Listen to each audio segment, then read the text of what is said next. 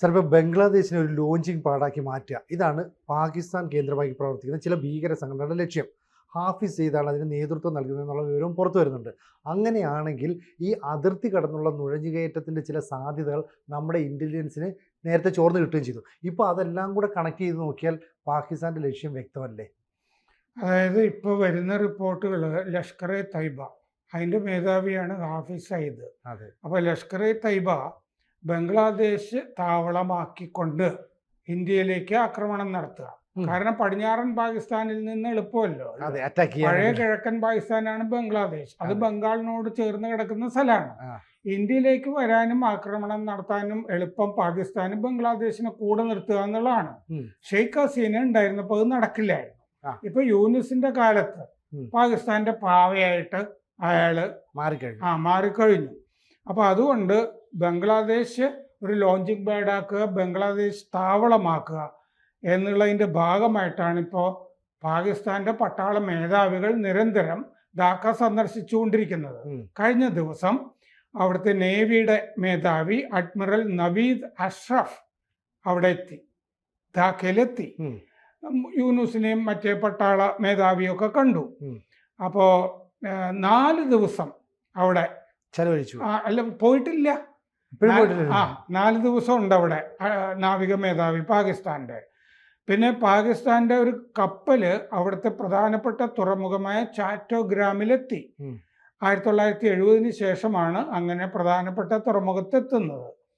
2008 നമ്മുടെ മുംബൈയിലെ ആക്രമണ പരമ്പര, 2001 പാർലമെന്റ് ആക്രമണം, ഇതൊക്കെ ലഷ്കർ എ തൈബയാണ് ആസൂത്രണം ചെയ്തത്. അവരിനിയും ഇന്ത്യയിലെ ആക്രമണങ്ങൾ ആസൂത്രണം ചെയ്യാൻ പോകുന്നു. പക്ഷേ ബംഗ്ലാദേശാണ് ലോഞ്ചിങ് പാഡാകാൻ പോകുന്നത് എന്നാണ് വാർത്തകളിൽ കാണുന്നത്.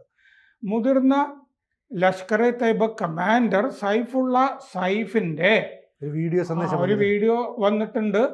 അപ്പൊ അതിൽ അയാൾ പറയുന്നത് ഇന്ത്യയെ നമ്മൾ ബംഗ്ലാദേശ് വഴി ആക്രമിക്കും. ഹാഫിസ് സയ്യിദ് ഒരു കാരണവശാലും വെറുതെ ഇരിക്കുകയല്ല, ഇപ്പോൾ അലസനല്ല അദ്ദേഹം.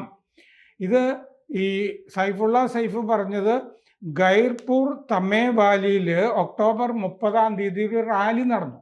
ആ റാലിയിൽ നടന്ന പ്രസംഗമാണിപ്പോൾ വീഡിയോ ആയിട്ട് വന്നിരിക്കുന്നത്.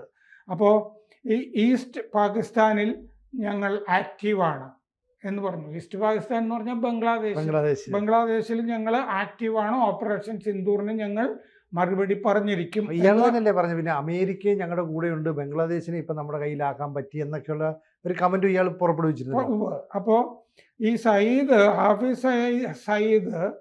ഹാഫിസ് സയ്യിദിന്റെ വലങ്കൈയായ ഒരു സഹപ്രവർത്തകനെ ബംഗ്ലാദേശിലേക്ക് അയച്ചിരുന്നു എന്നും ഈ പ്രസംഗത്തില് സൈഫുള്ള സൈഫ് പറയുന്നുണ്ട്.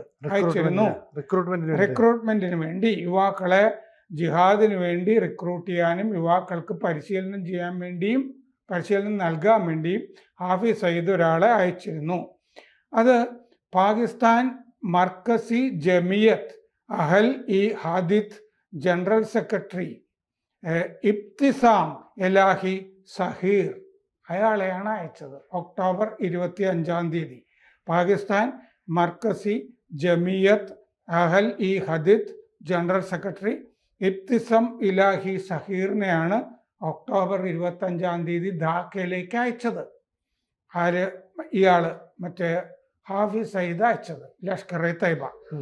അത് ഇയാള് ചെന്നിറങ്ങിയത് രാജ്ഷാഹി ഷാ മഖ്ദൂം എയർപോർട്ടിലാണ് ഇയാൾ ചെന്നിറങ്ങിയത്, ഈ ഇലാഹി സഹീർ ഇറങ്ങിയത്. അപ്പോൾ അഹൽ ഇ ഹദിത്ത് എന്ന് പറഞ്ഞ ഈ സംഘടനയുമായി ബന്ധപ്പെട്ട ഒരു റിസർച്ച് ഇൻസ്റ്റിറ്റ്യൂട്ട് ഉണ്ട്. റിസർച്ച് ഇൻസ്റ്റിറ്റ്യൂട്ട് അൽ ജാമിയ അസ് സലാഫിയ. അതിൻ്റെ അംഗം അബ്ദുർ റഹീം ബിൻ അബ്ദുർ റസാഖ് ഇയാളെ സ്വീകരിച്ചു എന്നും നമുക്ക് ഇന്റലിജൻസ് റിപ്പോർട്ടുകളുണ്ട്. ഈ സഹീർ അതിർത്തി, ഈ ഹാഫിസ് സയ്യിദ് അയച്ച വലങ്കൈ സഹീർ അതിർത്തി ജില്ലകളിൽ ആണ് കൂടുതലും പര്യടനം നടത്തിയത്. രാജ്ഷാഹി, ചലൈ നവാബ്ഗഞ്ച് ഈ സ്ഥലങ്ങളിലൊക്കെ അയാൾ സന്ദർശിച്ചതായിട്ട് വിവരമുണ്ട്. പിന്നെ വെറുപ്പ് വിദ്വേഷ പ്രസംഗങ്ങൾ ധാരാളം അയാൾ നടത്തി. ഉം. ഇസ്ലാമിനായി നിങ്ങൾ ജീവൻ നൽകണം, കുട്ടികളെയും നിങ്ങൾ ബലിയർപ്പിക്കണം, മതേതര ശക്തികളെ നമുക്ക് പരാജയപ്പെടുത്തണം, പാകിസ്ഥാൻ മുതൽ ബംഗ്ലാദേശ് വരെ മുസ്ലിങ്ങൾ മതേതരർക്കെതിരെ ഒന്നിക്കണം. ഇതൊക്കെ ഇയാൾ പ്രസംഗത്തിൽ പറഞ്ഞതായിട്ട് വരുന്നുണ്ട്. കശ്മീരികൾക്ക് സ്വാതന്ത്ര്യമില്ല, ഇസ്ലാമിക വിരുദ്ധ നയങ്ങൾക്കെതിരെ നമ്മൾ പോരാടണം, കശ്മീർ അല്ലാഹു പാകിസ്ഥാന് സംഭാവന ചെയ്യും എന്നും അയാൾ പറഞ്ഞു. അല്ലാഹു പാകിസ്ഥാൻ അല്ല കശ്മീർ പാകിസ്ഥാന് തിരിച്ചു തരും എന്നും പറഞ്ഞു. അപ്പോൾ ഈ ഫെബ്രുവരിയിലും ഇയാൾ ബംഗ്ലാദേശിൽ പോയതായിട്ട് വിവരമുണ്ട്. അതുപോലെ സംയുക്ത സേനാ മേധാവി ജനറൽ സഹീർ ഷംസാദ് മിർസ ഒക്ടോബർ 24 ധാക്കയിലെത്തിയിരുന്നു. മിർസയ്ക്കൊപ്പം വേറെയും 6 പേരുണ്ടായിരുന്നു. ഭാര്യ ഷാസിയ, ബ്രിഗേഡിയർ മുഹമ്മദ് റഷീദ് ഖാൻ, കമ്മഡോർ എന്ന് പറഞ്ഞാൽ നേവി കമ്മഡോർ ഖാൻ മുഹമ്മദ് ആസിഫ്, 2 മേജർമാര് ആ സംഘത്തിലുണ്ടായിരുന്നു. പിന്നെ ജമാഅത്ത് ഉദ്ദവ എന്ന് പറഞ്ഞാൽ ലഷ്കർ എ തൈബയുടെ ജീവകാരുണ്യ വിഭാഗം.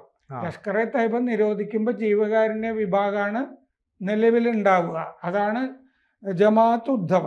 അത് ബംഗ്ലാദേശിൽ ഇപ്പോൾ വളരെ സജീവമാണ്.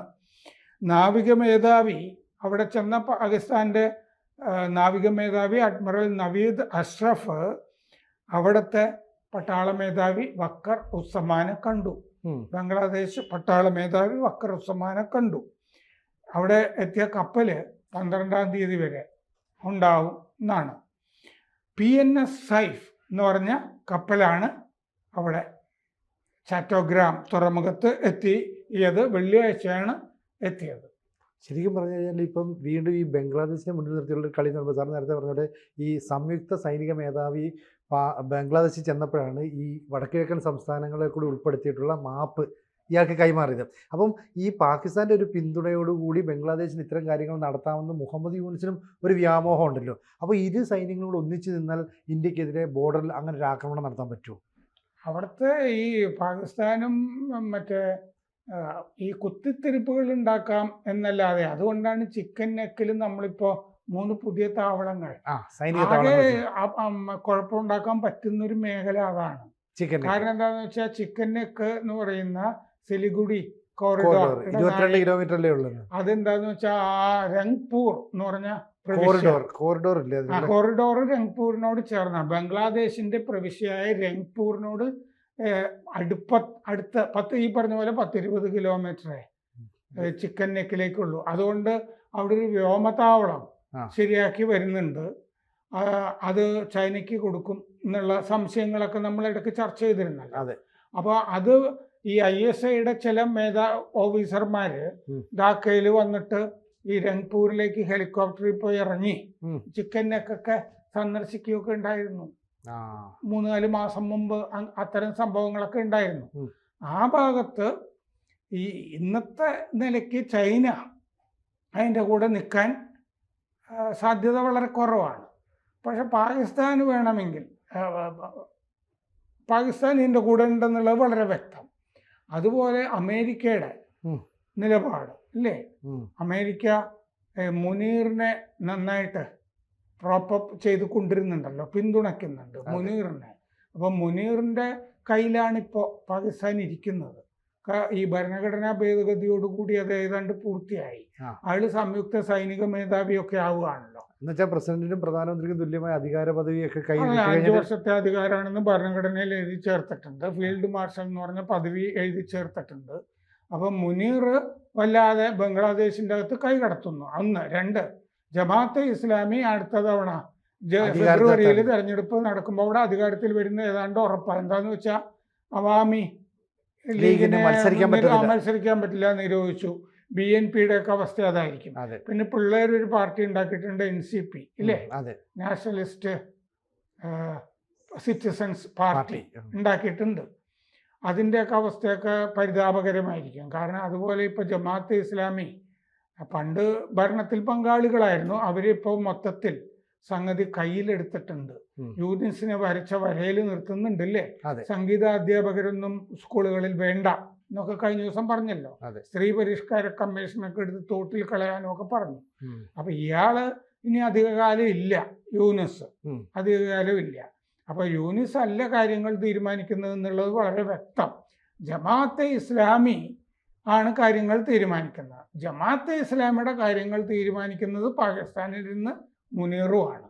ഈ അവസ്ഥയിലാണ് ഇപ്പോൾ കാര്യങ്ങൾ നിൽക്കുന്നത്. അതുകൊണ്ട് ബംഗ്ലാദേശിൽ നിന്ന് ബംഗ്ലാദേശ് താവളമാക്കിയാണ് ഇനി ഭീകരരുടെ ആക്രമണങ്ങൾ ഇന്ത്യയിൽ ഉണ്ടാകാൻ പോകുന്നതെന്നാണ് റിപ്പോർട്ടുകൾ.